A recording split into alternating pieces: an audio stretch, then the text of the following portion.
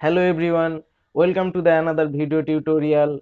In this video we will discuss about the nucleic acids. As we know, there are two types of nucleic acids are present.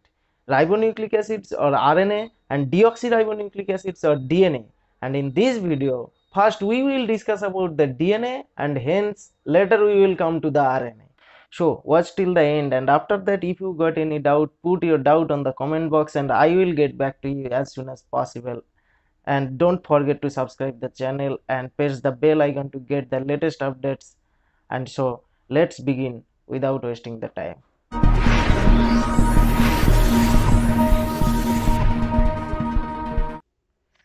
The nucleic acids are chains of nucleotides whose phosphates bridge the 3' and 5' end of the neighboring ribose units. The phosphates of these polynucleotides are acidic, so at physical pH, the nucleic acids are polyanions.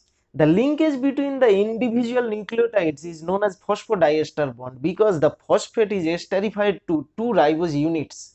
Each nucleotide molecule that has been incorporated into the polynucleotide chain is known as nucleotide residue. The terminal residue whose 5' carbon is not linked with another nucleotide is known as the 5' end, and the terminal residue whose 3' carbon is not linked with another nucleotide is known as the 3' end. By convention, the sequence of nucleotide residue of a nucleic acid is written from 5' end to 3' end. Now, here is the diagrammatic representation of the joining of nucleotides via the phosphodiester bonds. And these polynucleotide chains also can be written as this way. The properties of a polymer such as a nucleic acid may be very different from the properties of an individual or monomers before the polymerization. As the size of the polymer increases from dimer, trimer, tetramer and so on through polymer, the physical properties such as solubility and charge may be changed. Here comes the Chargaff's rule to describe the base composition of a DNA. Although there appears to be no rules to governing the nucleotide composition of a typical RNA molecule. Now, who still doesn't know about the Chargaff's rule, please watch the previous video in which a lots of things have been discussed and the link is in the description. Now let's come to the DNA. So the Chargaff's rule is the first devised quantitative method for the compositional analysis of DNA. According to the Chargaff's rule, the base composition of DNA varied widely among the different organisms. In case of bacteria, it ranges nearly 25 to 75% of GC content, and in case of mammals, the GC content is 39 to 46%. Now, the structure of DNA. The determination of the structure of DNA by James Watson and Francis Crick in 1953 is often said to mark the birth of modern molecular biology. The Watson-Crick structure of DNA not only provided a model of what is arguably the central molecule of life, but it also suggested the molecular mechanism of heredity. Watson and Crick's accomplishment, which is ranked as one of the science's major intellectual achievements, was based in part on two pieces of evidence in addition to the Chargaff's rule: the correct tautomeric forms of bases and the indication that DNA is a helical molecule. The purine and the pyrimidine bases of nucleic acids can assume different tautomeric forms. Tautomers are nothing but the readily interconverted isomers that differ only in hydrogen positions.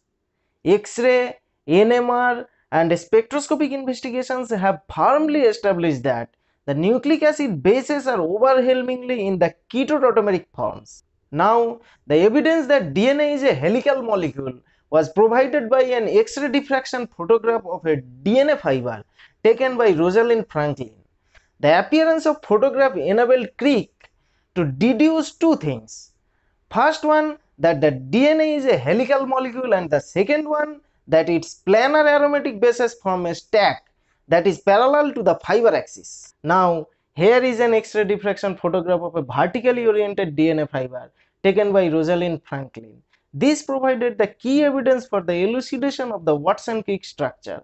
The central X-shaped pattern indicates a helix, whereas the heavy black arcs at the top and the bottom of the diffraction pattern reveal the spacing of the stacked bases, which is 3.4 angstrom. The Watson and Crick model of DNA has the following major features.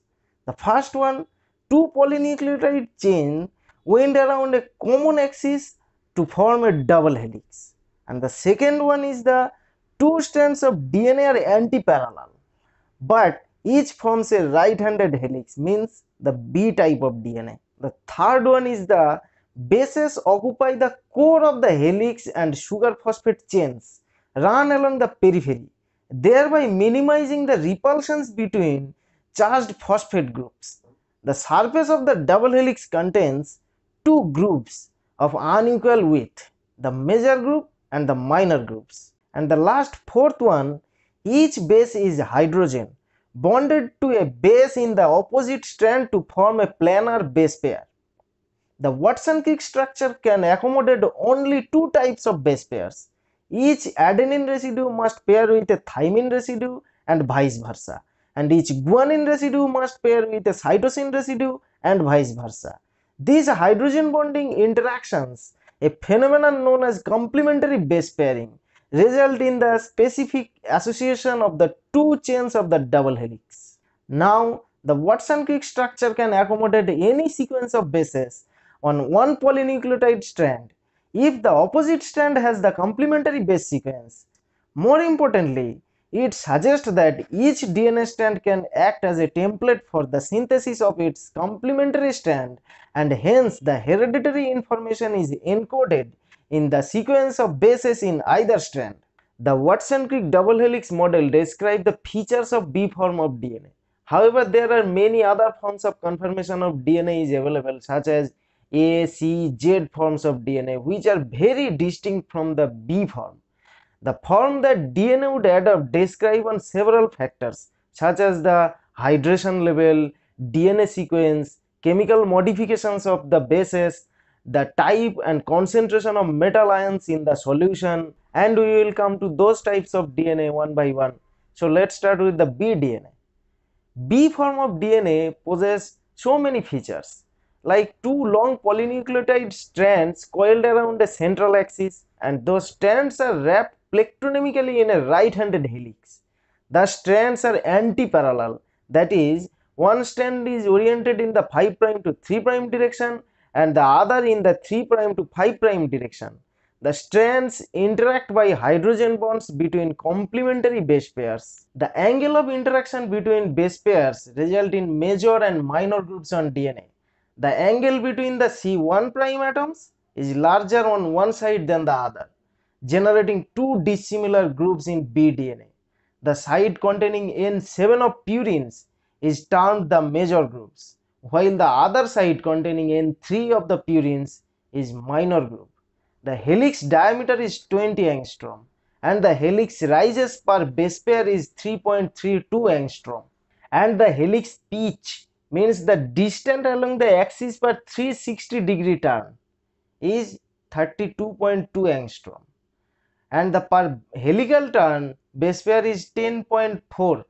The position of the base pairs relative to the helix axis are described by another three parameters. First one is the base pair tilts.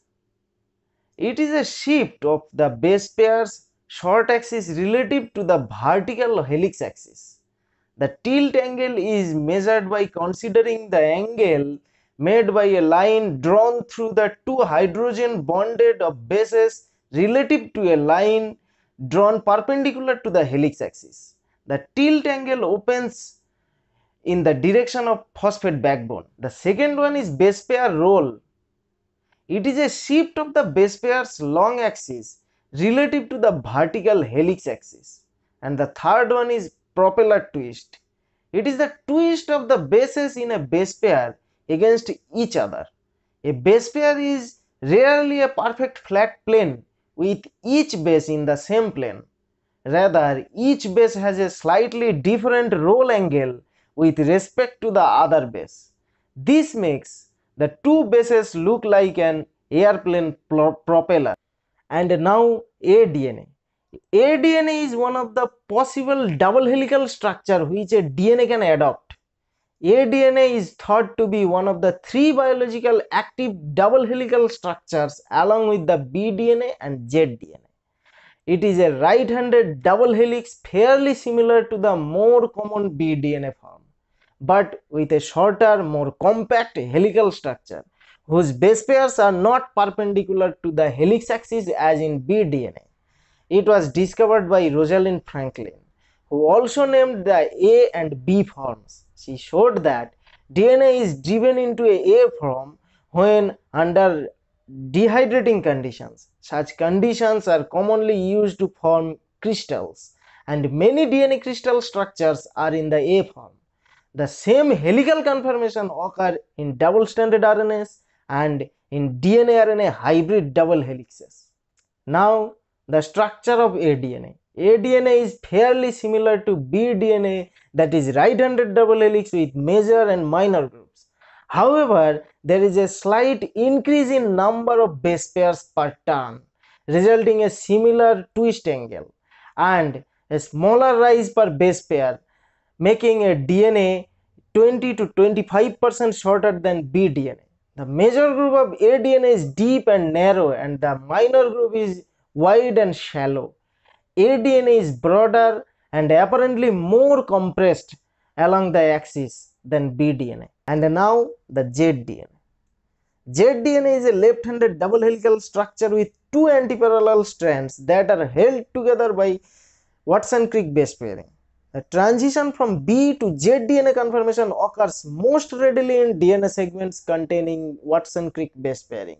The transition from B to Z DNA containing alternating purines and pyrimidines, especially alternations of cytosine and guanine on one strand, and also in DNA segments containing alternations of thymine guanine on one strand and cytosine adenine on the other.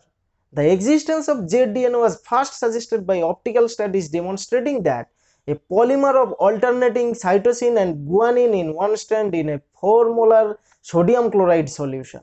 Now, here is a table of comparison between aDNA, bDNA and zDNA, and apart from that, so many DNAs are available like cDNA, triplex DNA, G quadruplex, all that, and we will come to them later. With this, the deoxyribonucleic acid is closed, and we will come to the ribonucleic acid or RNA. So RNA is a single-stranded nucleic acid. Single-stranded DNA is rare, it occurring mainly as the hereditary material of certain viruses. In contrast of RNA occurs primarily as single-strand, which usually form compact structure rather than loose extended chains. Double-stranded RNA is the hereditary material of certain viruses. An RNA strand which is identical to a DNA strand except for the presence of 2' OH groups and the substitution of uracil for thymine. It can base pair with complementary strand of RNA or DNA. Adenine pairs with uracil and guanine pairs with cytosine. The intricate structures that can primarily be adopted by single-stranded RNA molecule provide additional evidence that RNA can do more than just store and transmit the genetic information.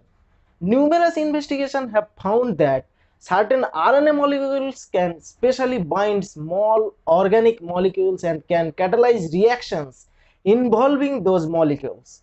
These findings provide substantial support for the theories that many of the processes essential for life began through the chemical versatility of small polynucleotides. It is a situation known as the RNA world. We will further explore RNA structure and function later. With this, the chapter 2 is ended and we will meet in the next video, which is amino acids.